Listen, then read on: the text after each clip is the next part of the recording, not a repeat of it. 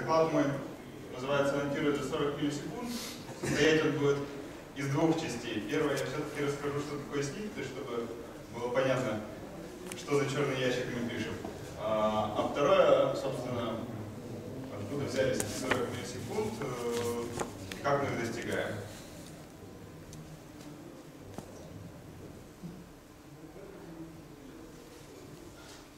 Примерно так до 2000 года выглядела выдача Яндекса, да и остальных поисковых систем того времени. По нынешним меркам чего-то очень сильно не хватает. Выбирать из этих ссылок с заголовками не очень удобно. Собственно, не хватает сниппетов. Что же такое сниппет? В общем, сниппет сам себя достаточно неплохо аннотирует. Сниппет — это какой-то кусочек текста, выдержка со страницы. Зачастую, в общем, они контекстно зависимые, то есть зависят от запроса пользователя. Бывают контекстно независимые, достаточно много различных вариантов. Кроме того, веб — это не всегда текст. Да? Не все документы в вебе основным контентом своим является информацию в текстовом виде. Да, зачастую это бывают структурированные данные, бывают видео, картинки и прочее мультимедиа, много всего. Достаточно для большого количества таких типов данных мы умеем делать различные специализированные сниппеты. Например, вот в качестве примера привожу различные сниппеты для социальных сетей, фоторецепты для страничек с видео, наверное, многие видели результаты с thumbnail'ами и прочее, прочее, прочее. Ну, в общем, почему что такое сниппеты, в целом более-менее понятно. Зачем они нужны, я думаю, после первого слайда тоже все уже поняли. Давайте поговорим, какими они должны быть. В первую очередь, сниппет должен быть. В общем, по первому слайду видно. Без сниппетов в выдаче очень тяжело ориентироваться.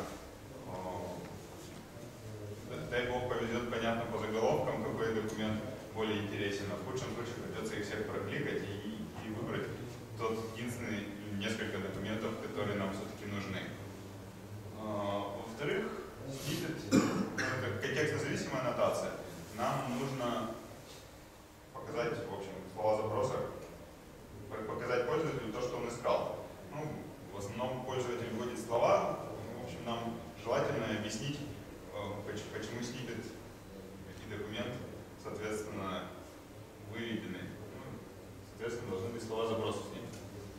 Основная задача, вот следующий пункт сниппетов, уже, наверное, стало понятно, это дать пользователю возможность максимально быстро и легко выбрать среди документов. Отдел качества поиска, ранжирования в Яндексе очень старается, но идеал, так скажем, недостижим, и достаточно текущее качество всех поисковых систем достаточно далеко от него. Соответственно, те 10 результатов, которые вам показывают, только часть из них вам на самом деле пригодится. Возможно, вам придется еще задать второй запрос или третий, в зависимости от сложности задачи. И сниппеты помогают вам решать, и пользователям, всем остальным, помогают решать задачу наиболее быстро. Собственно, основные метрики, которые мы стараемся улучшать, это как раз количество пропущенных релевантных и уменьшать количество кликов на нерелевантные документы. Ну и различные менее важные, но не то чтобы менее важные, в общем, еще различные аспекты. Например, сниппет может содержать прямо ответ на запрос. Если он может это делать, то, в общем, он должен это сделать. Чем раньше пользователь получит ответ, тем больше наступит для него счастье. Тем раньше наступит для него счастье. Последний пункт на этом слайде, но не последний в целом, это то, как сниппеты выглядят. Сниппеты должны выглядеть чисто, аккуратно. В общем, восприятие выдачи должно, выдача должна легко читаться. Или, например, бывают различные тексты, в которых много мусорных символов, в какой-нибудь психодемографике, чего-нибудь. Мы, бывает, чистим немножко, чтобы у пользователя не происходил когнитивный диссонанс, чтобы можно было легко воспринять выдачу. Вот. Но требования можно продолжать, но думаю, хватит. Теперь немножко расскажу, как концептуально выглядит алгоритм построения сниппетов, как мы их делаем. Дальше, в следующей части, я про каждому пункту пройдусь и расскажу, как его можно оптимизировать для того, чтобы по скорости удовлетворять требованиям. Первое, что мы делаем, ну да, и в основном мой рассказ будет про вот сниппеты, которые для большинства веб-документов, то есть вот те самые обычные текстовые сниппеты, не специализированы. Первое, что мы делаем, у нас есть документ, нам нужно выбрать из него текст, из которого мы будем строить сниппеты. Ну, в общем, зачастую необходимо обрабатывать только текст со словами запроса, потому что мы ищем по словам запроса пользователя, и аннотация у нас должна содержать слова запроса. Ну и, возможно, немножко текста, который является основным содержанием страницы, мы его тоже умеем определять. Не всегда точно, но умеем, про это тоже расскажу. Значит, выбрали какую-то часть текста, из которой, в принципе, стоит строить сниппет. Далее этот текст, в этом тексте перебираем то, что мы называем кандидаты. Это, в общем, какие-то отрывки. Грубо говоря, произвольно нарезаем этот текст на кусочки. Каждый такой кусочек сравниваем с остальными и выбираем какой-то из них один лучший. Вот. Генерируем кандидаты. Дальше я буду использовать название кандидата. Вот для этих потенциальных кандидатов в сниппет. Вот. Что дальше происходит? Как-то надо между ними всеми выбрать, между этими кандидатами. Выбираем мы по различным характеристикам. Они называются факторы. Это, в общем, порядка 100 различных чисел, которые мы вычисляем для каждого кандидата. Значит, например, количество, взаимное расположение и прочее про слова запроса. Что-нибудь про качество текста, не знаю, количество знаков препинания, средняя длина предложений, количество заглавных букв. В общем, различные факторы бывают. Следующее положение в документе, ну, например, насколько далеко от начала документа или начала параграфа конкретный кандидат находится. Может быть, есть ли обрывы, ну, в общем, сначала, не сначала предложения и прочее. И вот такой загадочный пункт сегментаторный. Сейчас будет небольшое лирическое отступление, я расскажу, что же это такое. Собственно, мы умеем определять основное содержание документа. Ну и, кроме того, не только основное содержание, но в целом на основе модели визуального представления документа умеем понимать, где у него что. Штука это называется у нас сегментатор. Ну и что она делает? Она разделяет документ на различные логические сегменты. Ну, например, у нас это выглядит примерно так. Мы анализируем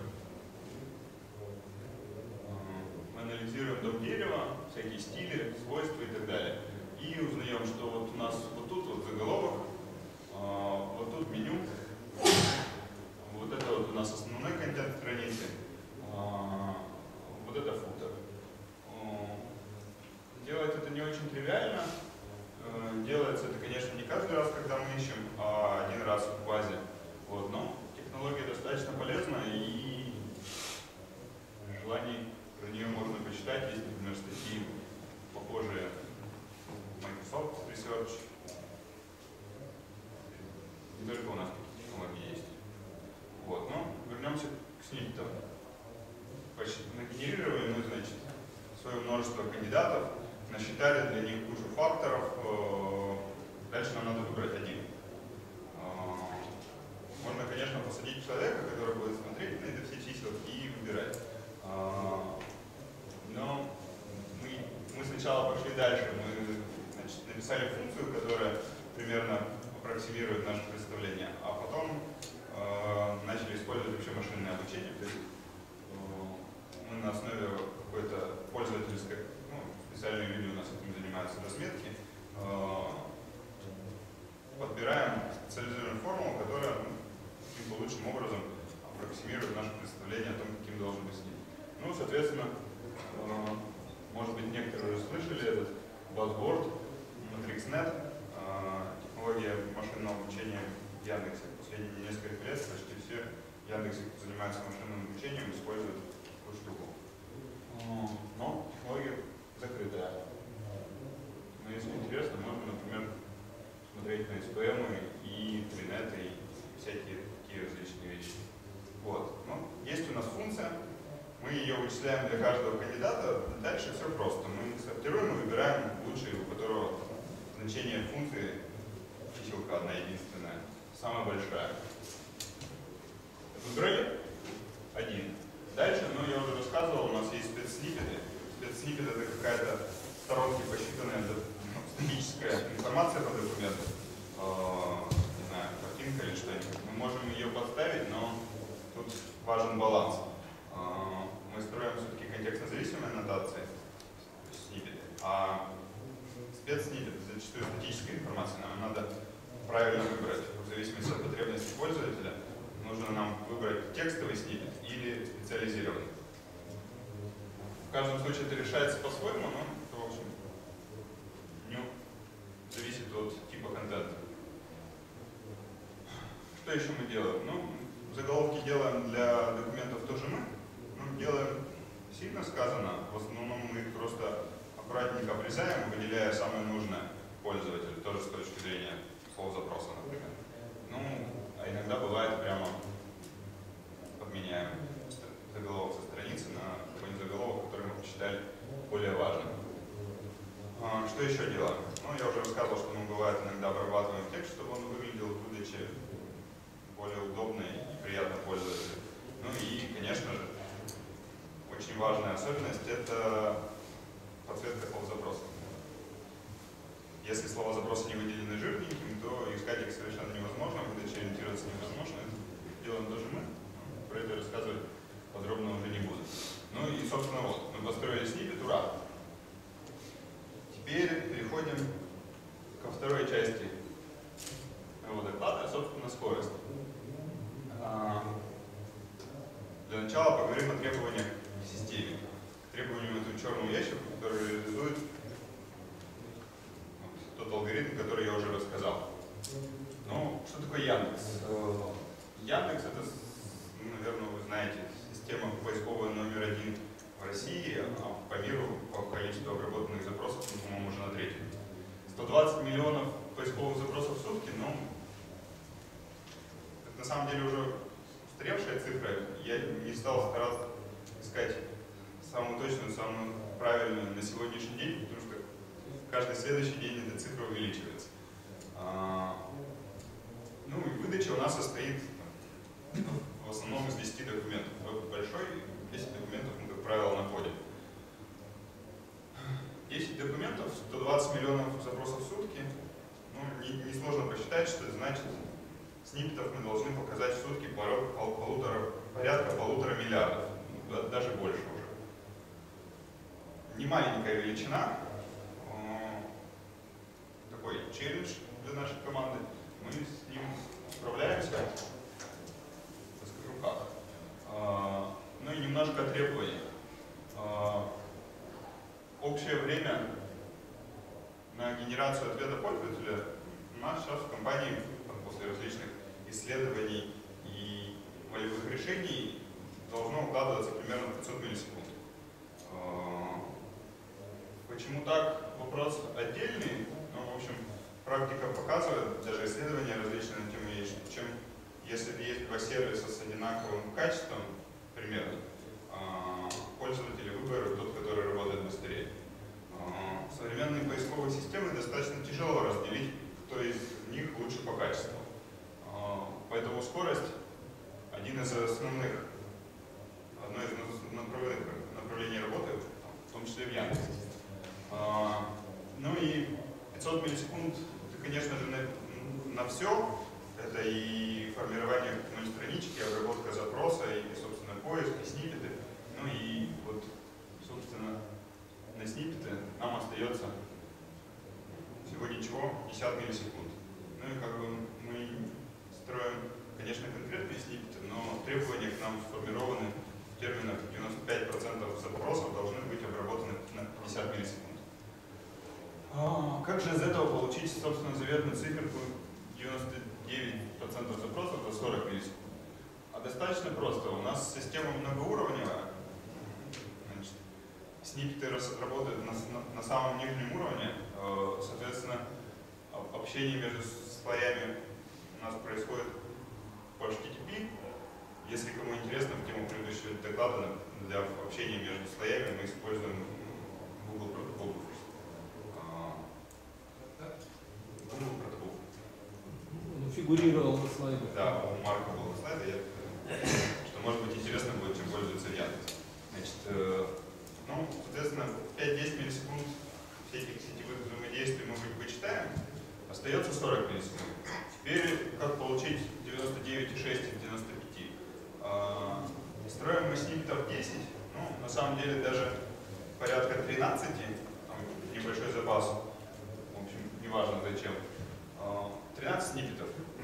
Строим мы их параллельно и ждем последнего, чтобы выдачу показать. Нам нужно все получить. Соответственно, по теореме произведения вероятности x в 13 степени равно 95, ну вот и получается примерно 99,6. Как-то так. Получили мы, значит, что сниппеты в Яндексе должны, в общем-то, 99,6, это значит гарантированно, кроме каких-то совсем экстремальных случаев и странных запросов, отвечать за 40 миллисекунд. Как этого добиться? Ну, я думаю, что здесь большинство разработчиков и разработчикам хорошо должен быть известен термин преждевременная оптимизация корень всех зол. Поэтому мы начинаем, конечно же, не с низкоуровневой оптимизации, а с общей оптимизации, как нам в целом строить сниппетов поменьше и как сделать алгоритмы так, чтобы они работали быстро. То есть начинаем с архитектуры. Сначала я расскажу про архитектуру, потом про особенности того, как мы строим алгоритм, и потом уже немножко про низкоуровневую оптимизацию, которыми можно заниматься как уже в последнюю очередь. Один из вариантов, как можно представить архитектуру Яндекса в очень упрощенном виде, ну и это не вся, только определенный кусочек, состоит примерно так. У нас есть верхний метапоиск, программа, которая сама не ищет, она получает запрос, обрабатывает его, то есть какое-то внутреннее представление нам запроса формирует из текста. Достаточно сложная вещь, много очень труда по обработке запроса сложно. Ну, в общем, и дальше она распределяет, немножко балансирует нагрузку между несколькими вариантами, между несколькими машинами из среднего слоя. Средний слой называется средний метапоиск. Эта программа немножко попроще, она просто посылает запросы на все машинки, которые уже собственно ищут, собирает с них данные, объединяет, кэширует и отдает обратно наверх. И, собственно, базовый поиск. Это рабочая лошадка Яндекса. Собственно, программа, которая ищет по конкретному шардику поисковой базы. Кроме того, что она ищет она, соответственно, по поисковому индексу, и в то же время эта программа умеет по поисковому архиву, собственно, тексту документа строить сниппет. Но понятно, что верх программ вот этих верхних метапоисков это десятки штук, средних метапоисков уже сотни для обратной балансировки нагрузки. А базовый поиск, собственно, поиск, он происходит по индексу, он происходит сразу по всем документам, вообще во всей базе, которая есть в Яндексе. Миллиарды документов. Ну и разделено это, если вычесть дублирование, примерно по 2000 машин, 2000 шардиков. Машин тоже такой примерно порядок на одну полную копию всех данных поисковых. Ну и, собственно, вот. нас запрос на верхний метапоиск, обрабатывается, отдается на средний. Средний метапоиск посылает запросы, собственно, поищи мне конкретный документ по индексу. Каждый базовый поиск, соответственно, находит и отдает наверх, находит много документов, потому что по большинству запросов слова часто встречаются в большом количестве документов. Каждый базовый поиск отдает среднему по 10 документов. Соответственно, 2000 на 10 это порядка 20 тысяч документов. Если бы мы сразу же при этом строили сниппеты, то все, приехали. 20 тысяч сниппетов построили, а показываем пользователю только 10. Непорядок. Поэтому мы так, конечно же, не делаем. Мы после того, как на среднем метапоиске собрали все результаты, выбрали из них, я уже говорил, мы не 10 собираем, 13 с небольшим запасом. Выбрали 10. И, собственно, уже на конкретные базовые поиски, конкретно для этих 10 результатов, идем и спрашиваем сниппеты. Очевидно, что 13 и 20 тысяч это 3 порядка. Неплохая такая оптимизация. В общем, наверное, первое, что мы сделали. Теперь поговорим о базовых элементах того, как мы строим сниппеты, а именно о поисковой базе. Про то, как устроены аннотированные индексы поиска, рассказывать не буду, расскажу, как устроены поисковые архивы, собственно, то, из чего мы строим сниппет. Для начала я уже говорил, что база у Яндекс поиска большая, десятки миллиардов документов, у меня написано 10, это уже давно неправда. Это много. Хранить документы все целиком, особенно, не знаю, с CSS и картинками, это слишком дорого. Мы на самом деле CSS и картинки и прочее даже не качаем, кроме как для специализированных различных поисков. Качаем только сам HTML-документ, и то HTML самого документа мы не храним. В общем, слишком дорого. Память, диски, сеть, все это будет под большой нагрузкой. Да и каждый раз анализировать структуру дом-дерева для того, чтобы построить с ним, в общем, неблагодарное занятие. Поэтому мы храним уже очищенный текст документа без HTML. Храним, соответственно, в сжатом виде, понятно. Тратится на разжатие не очень много, зато копирование по сети при выкладывании базы заметно легче. Чтение с диска, соответственно, заметно быстрее. И сжатие понятно. Сжатие у нас подокументное. Можно, конечно, сжать весь архив целиком или пальчиками документов, но латенси у нас будет никакущий при этом. Нам надо строить один конкретный сниппет для одного конкретного документа. Соответственно, база с подокументным сжатием. Но, кроме того, у нас в базе хранится еще немножко тоже в сжатом виде данных для различных специализированных сниппетов, какие-то данные со стороны найденные, подбитые. И разметка. Совсем выкидывать структуру документа нам ни к чему. Нам она нужна, она полезна для построения качественных сниппетов. У нас там есть целая технология, которую уже рассказывал сегментатор, которая выделяет структурные блоки потом.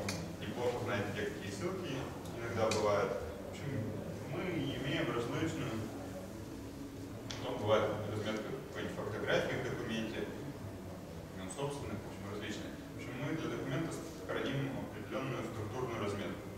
Конечно, это не HTML, а просто сторонки совсем чуть-чуть аккуратно представленных данных. Что с такое предложение, из такое слово и символ у нас что-нибудь, зона такая-то.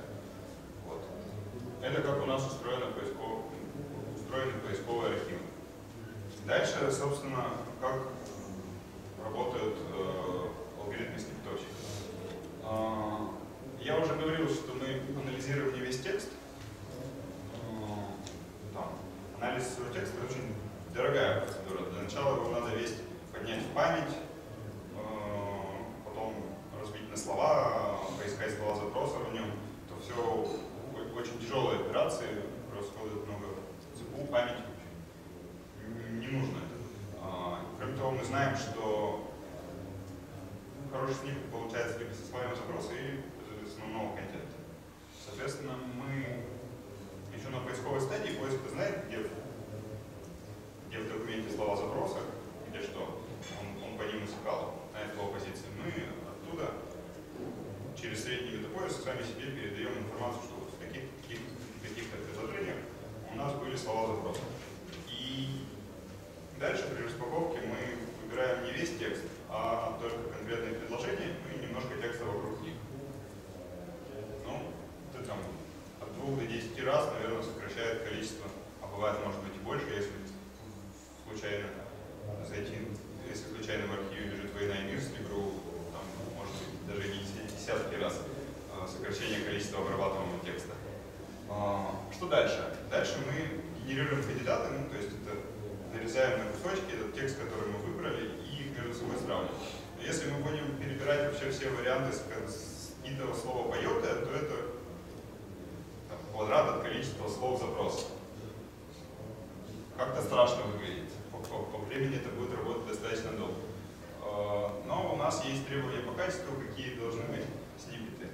Мы примерно себе представляем, что желательно, чтобы не было обрывов в предложениях, потому что пользователям удобнее анализировать целую синтаксическую конструкцию и прочее. Поэтому мы генерируем кандидаты не все, мы их стараемся набирать по целым предложениям. Ну и если же целое предложение, например, не влазит, ну еще у нас есть ограничение максимальной по длине, тоже показывать сниппеты произвольной длины не нужно, нам нужно показывать сниппеты определенной длины, и желательно, чтобы они все были, ну так удобнее читать, чтобы они все были примерно одной длины. Соответственно, мы набираем целое предложение в максимальную длину, и если уже у нас целое предложение не влазит, то тогда, может быть, его разрываем там, несколькими способами. Вот. Эта штука нам уже дает количество заметно меньше, то уже примерно линейно от количества предложений получается в итоге наш алгоритм. Ну, а количество предложений, как правило, не очень большое, потому что мы распаковали текст, выбрали не очень много. Мы заранее только нужное предложение взяли. Но есть еще одна проблема.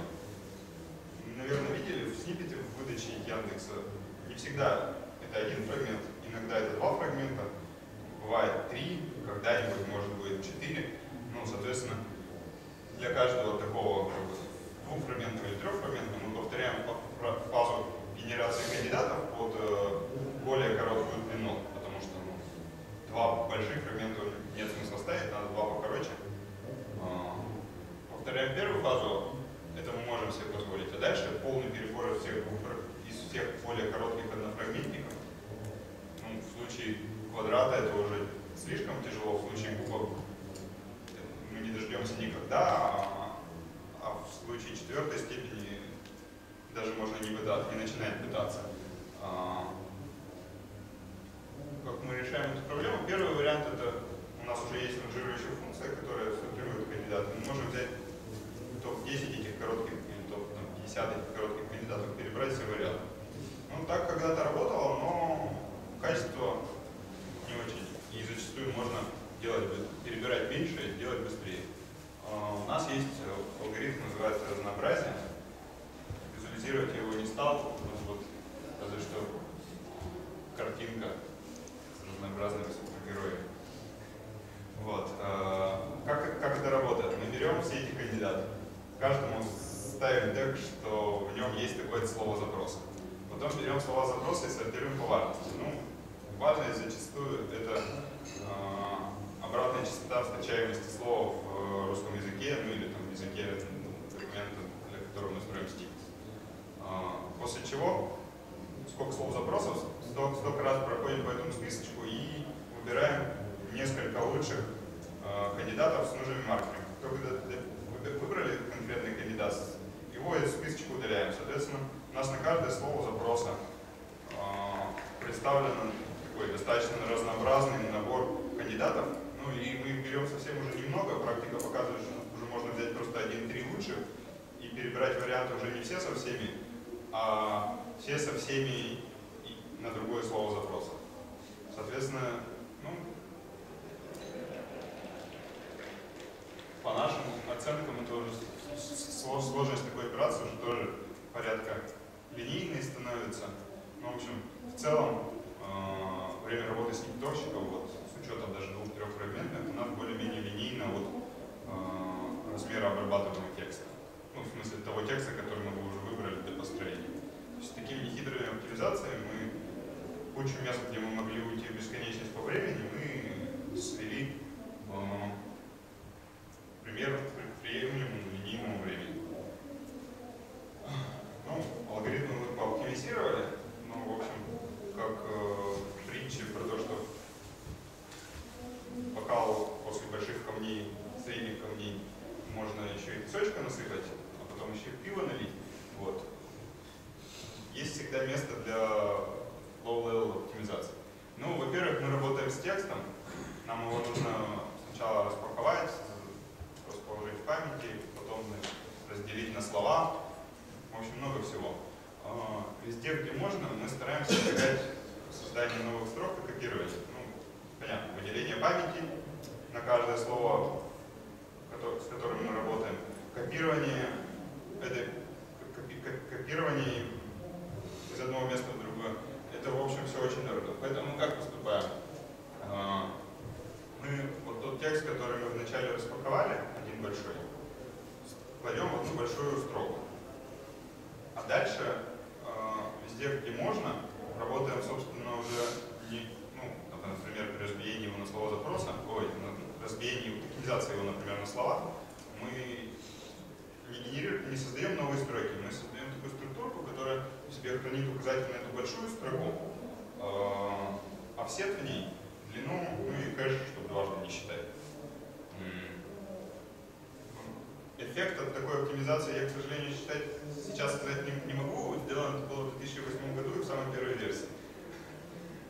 Поэтому, но, в общем, скорость это явно нам дает достаточно много. Второе, что большинство факторов не обязательно считать для каждого кандидата. Ну вот взять кандидата, пройтись по нему, посмотреть, где там были какие символы, какие запятые, какие слова запроса. Многие факторы можно, во-первых, они аддитивные. В общем, можно заранее предрасчитать значение, сохранить в интегральном виде, соответственно, вычисление фактора для какого-нибудь документа, это, не знаю, значение, элемент вектора от таким вот номером минус элемент вектора вот таким номером. Например, в качестве номеров может быть, не знаю, предложения, слова, символы. То есть мы заранее посчитали, вот накопленную сумму сложили, там, не знаю, с 1 по j слова было 5 запятых, с 1 по 8 слово было 10 запятых, а с 1 по 25 50 запятых. Соответственно, чтобы знать, там, в кандидате с 5 по 10 слово, мы вот из этой накопленной суммы вычисляем вот это.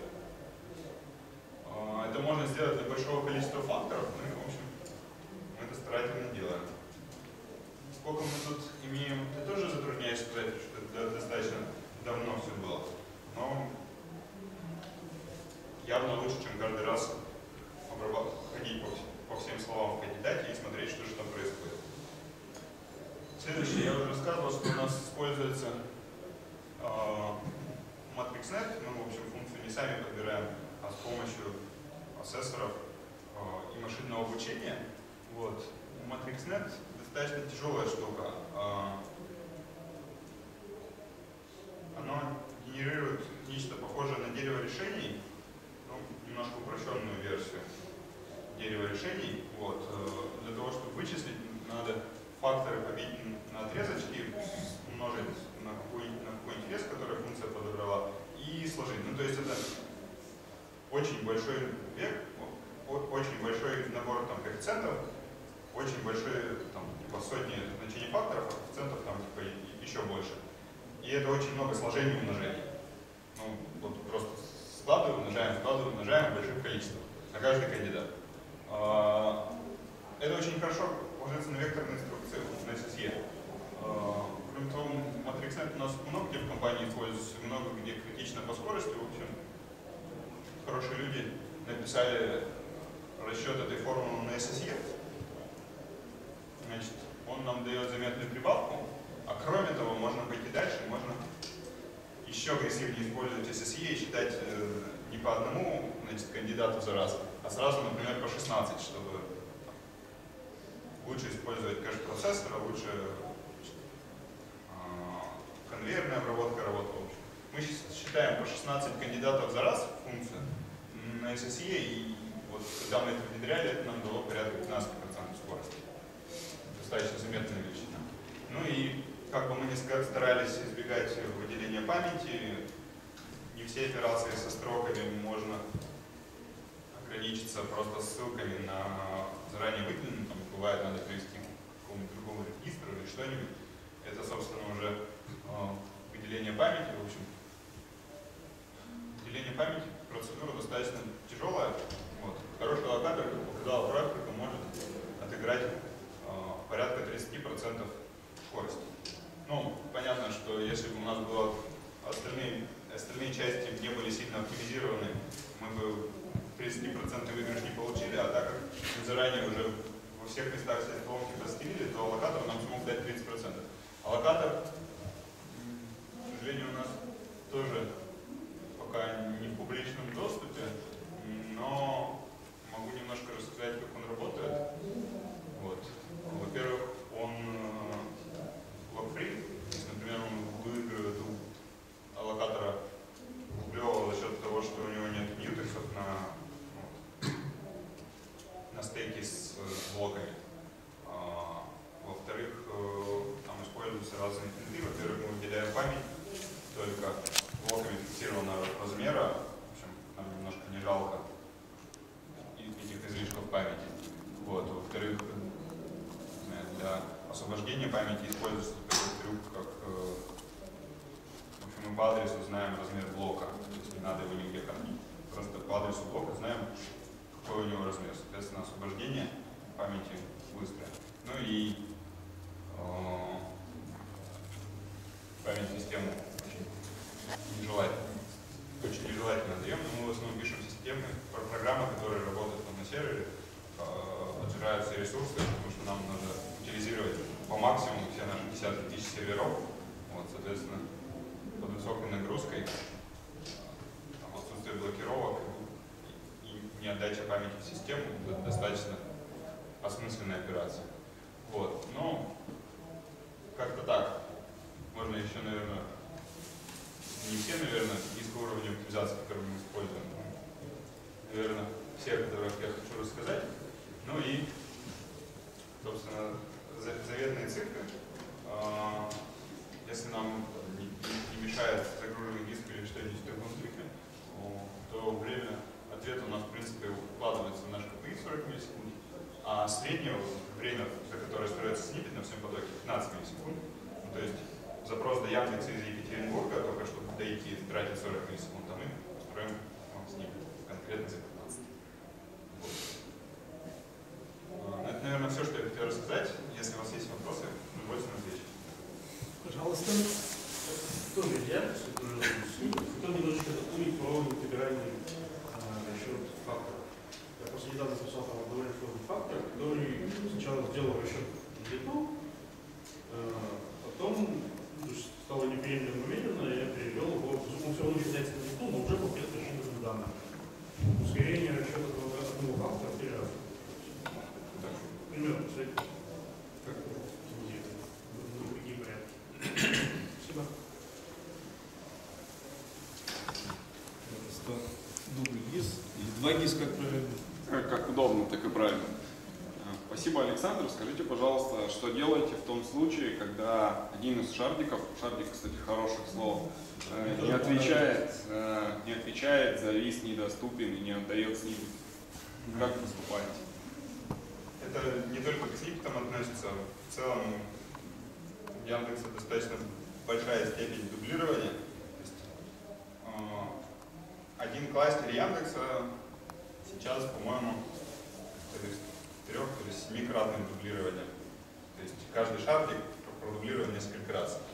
Соответственно, и метапоисков тоже несколько штук, и их на самом деле не один слой этих метапоисков, а 2, и еще там, сверху верхних много. Соответственно, например, средний метапоиск, если понимает, что ему сначала ответили, а потом нет, то он знает, что у нас еще есть несколько похожих шардиков, точнее, точно таких же, он переспрашивает с них. Следующий, даже не так, он задает параллельный вопрос. разных шагов. Ну, на самом деле, у нас там сейчас есть еще особенность, нагрузка, которую генерирует Яндекс поиск по сравнению с, ну, в смысле, вот поиск по индексу по сравнению с построением сниппетов достаточно заметно отличается, в общем. Они радостно съедают всю память, нам и еще иногда и свопятся бывает. Вот. А нам остается более-менее работать с диском. Вот. И чтобы нивелировать не ответы, ну, диск, в общем, не очень шустрая штука. Бывает, особенно если еще при этом поиск активно пейджфолдами, значит, пейджфолды генерируют. В общем, чтобы нивелировать диск, а с нагрузкой на сниппеты с таким дублированием у нас не очень большая, мы посылаем на самом деле два запроса на две машинки и показываем ту, которая быстрее ответила. Александр.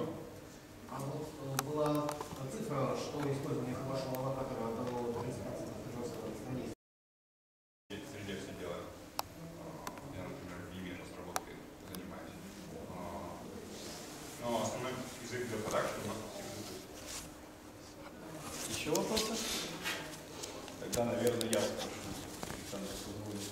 Вот в последнее время развелось много всяких микроформатов, микроданных, RDF. Вот это вам, как команде разработки сниппетов, реально чем-то помогает? Потому что рекомендации веб-мастерам, как их развесить, чем-то помогает.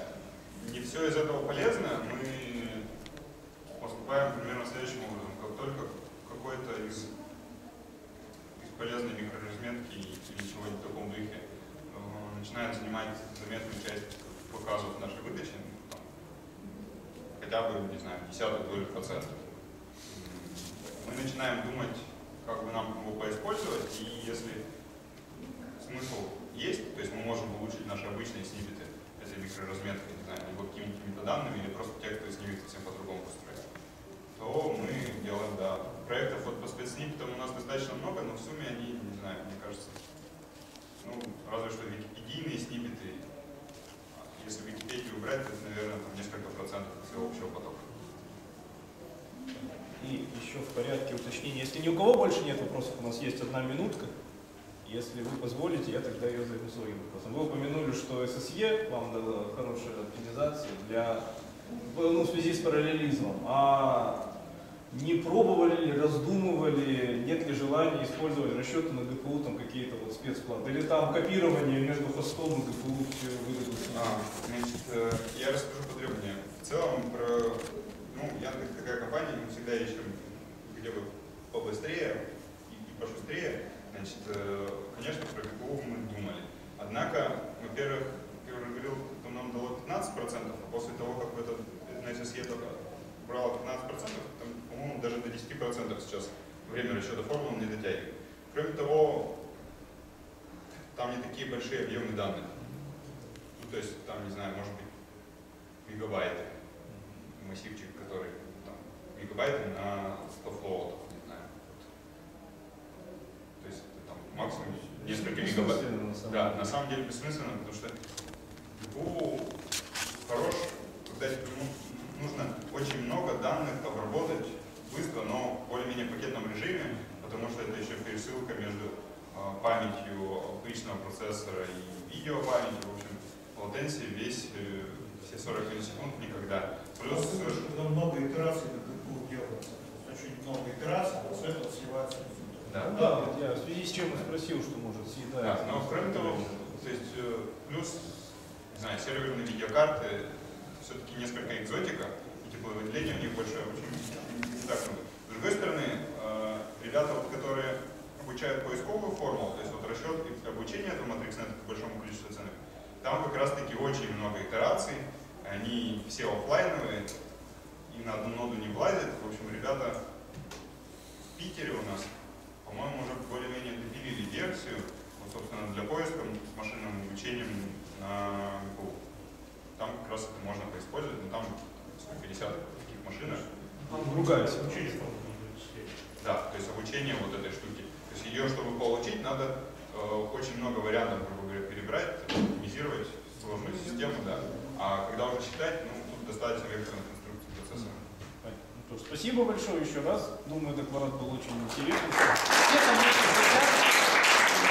сейчас у нас по плану кофе-брейк, насколько я понимаю, да, у меня нет, к сожалению, оплаты.